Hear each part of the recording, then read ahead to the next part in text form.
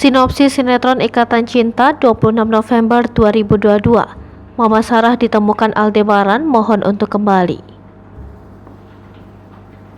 Pada sinetron Ikatan Cinta malam ini menyuguhkan cerita yang tak kalah menarik dari sebelumnya. Pada episode sinetron Ikatan Cinta nanti malam diceritakan tentang pencarian Mama Sarah pada Aldebaran.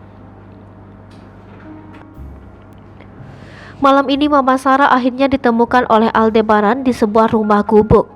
Tempat tersebut membuat Mama Sarah tenang karena tak membuat anak-anaknya khawatir dan suaminya bisa hidup damai.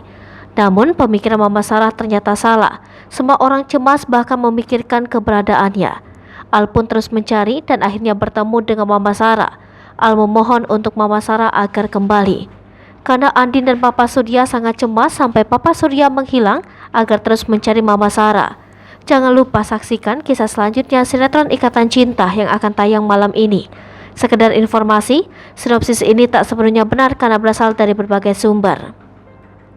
Alur cerita mungkin saja berbeda karena keaslian cerita hanya diketahui oleh pihak yang terlibat dalam sinetron itu, seperti penulis skenario, sutradara, dan para pemain.